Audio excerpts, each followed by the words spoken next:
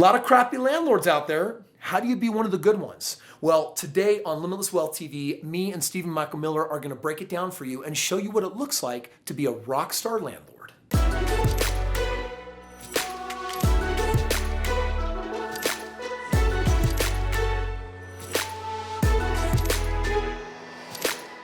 Friends, we are back, and today we're talking about how to be a good landlord. Because, Stephen, are there bad landlords out there? There are bad landlords and there are good landlords. Well, and think about a property management company that has 1,000 homes. Like they got it figured out and systematized, but you know who the bad landlords are? They're people like you and I that are brand new. We're mom and pop shops, and we don't know how to do real estate as a business. So we got bleeding hearts, and we're paying attention to people's stories. And sometimes we're the ones actually getting taken advantage of unless you learn how to do it appropriately. So today, Stephen and I are going to break down the 3 most important things that you need to be a good landlord. All right, number 1, you need to set the proper expectations. Now, it really all comes down to the very beginning. As you're getting into this whole new scenario, this whole new world of landlording, it's from day 1, you set the proper expectations.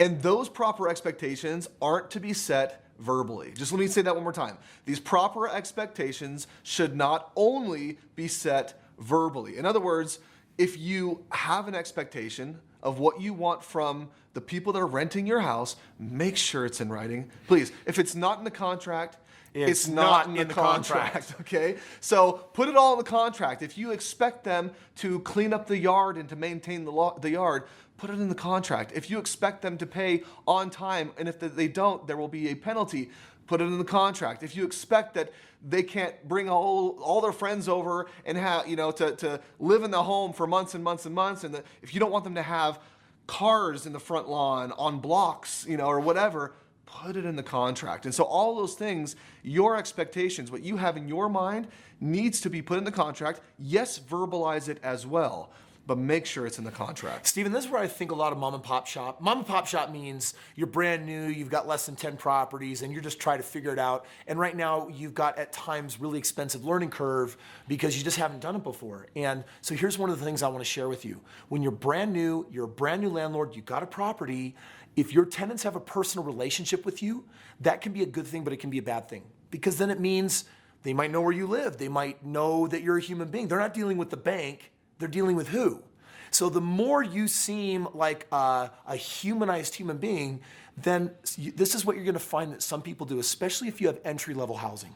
You're going to find that real estate or their rent is their biggest expense of the month. So when they're in a bind, are they going to delay paying their cell phone bill, or is it going to be the rent? Did I tell you, no one wants their cell phone shut off. So it's weird. It's even though it's their roof over their house, it's amazing what people will actually do and allow themselves to do, and it can become a pattern. But I just want to tell you right now that if you are a landlord and this has started happening to you, they are not the problem. You're the problem. The only reason why they would prey upon you is if you seem weak, or it seems like you don't have your stuff down, or you don't have a system. And so like Stephen and I will teach lease options. That's a very humanizing business.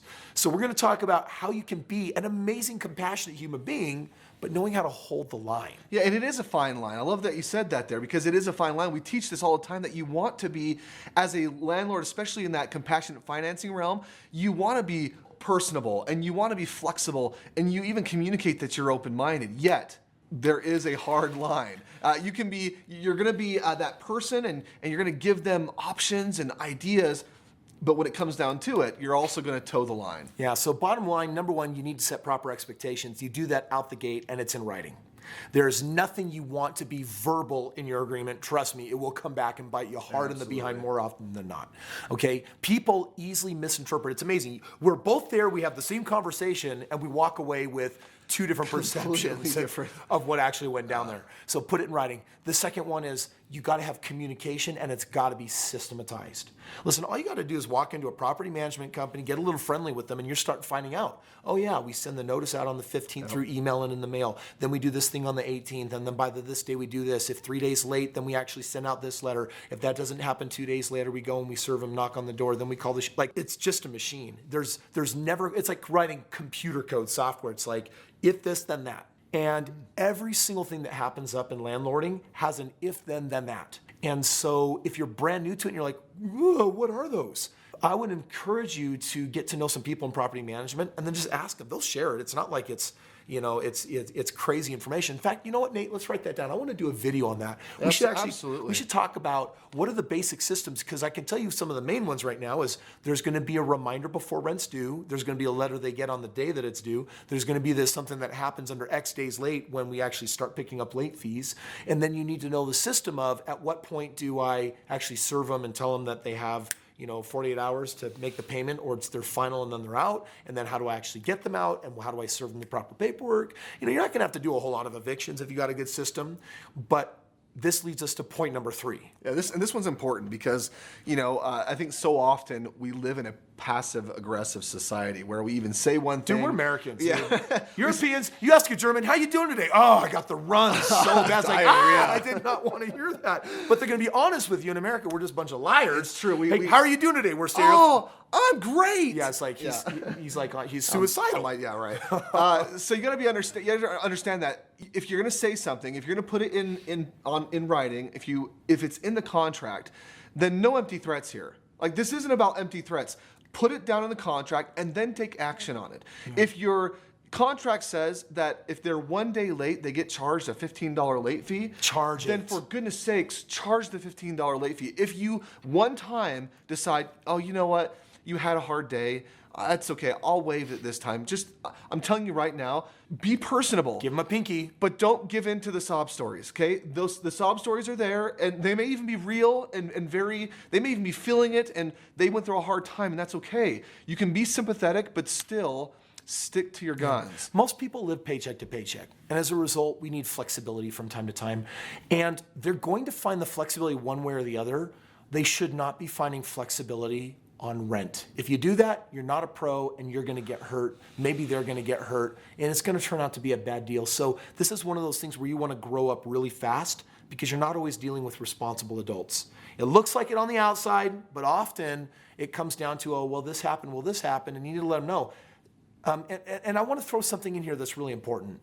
This isn't about being mean or about being nice. No. Guys, this is information, and it's a business, and so run it responsibly or else it's going to run you. Yeah. So instead of getting the runaround, you just got to make sure, just like Steven said, if it's in the contract, you know the rules, don't have any leniency on when you serve them, when you communicate, how you communicate, what you're charging. You got to let it be what it's going to be, because a lot of people, when they're in a new relationship, the first 6 months, they come into some struggle and they want to know, if I push, do you push back or do you fall over? We all do it. Your kids do it. Your people, they want to know the renting boundaries. Your homes are going to do it as well. They want to know the boundaries. And by the way, if they push and you all of a sudden bend, then I promise you, it's going to happen again. Yep. Because it's the thing about life. Anyone that financially struggles once is bound to financially struggle again. This is called basic pattern recognition, and it's one of the very, very valuable skills. Now, Steven, before we end this video, I just want to throw a little bonus, right? Absolutely. Let's give it to him. Because we talked about expectations, we talked about communications, and then we talked about taking action on the contract. But one thing that I think you really got to stop and really ask yourself is, should I be a landlord? Do I want that? Because anyone can be one, but I want you to ask yourself, are you going to enjoy it? Are you made for it? Like, are you the kind of person that likes justice and enforcing rules? Because this isn't a mercy play. That's a different business. This is a justice play. This is the way it's going to be. And do you like exacting justice? It's not about being mean or nice. It's actually neither. You're going to get information in your business. And if the information today is everyone's paying on time, I feel great. If next month the information is 2 people are late on their rent, I feel great. But I have actions to take, and based on the information and the computer code, now I need to send out this letter. I'm going to do a phone call, have someone jump in. Steve, what could someone consider if they are not really up for being landlord? What are their options? Well, we say this all the time, which is if you want something done right, don't do it yourself. And we'll say that over and over and over again. And what we really mean by that is if you're not the expert in it, then it can be really useful to find an expert. Just because you're getting into the game of real estate doesn't mean that you have to do every single aspect of it on your own.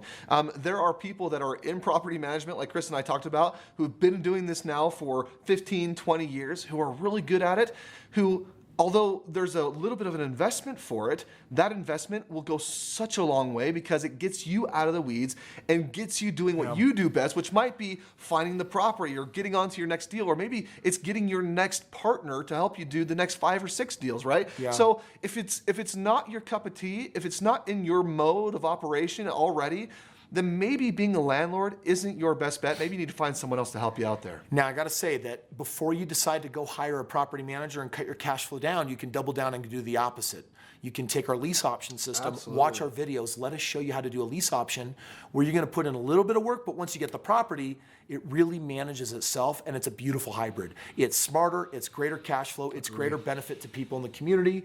And so if you had a choice between, which priority go first, I would do a lease option before I ever did a landlording. Yeah. In fact, the only time I really ever go landlording is when I've got out-of-state property, and out-of-state people may not know how to do a lease option.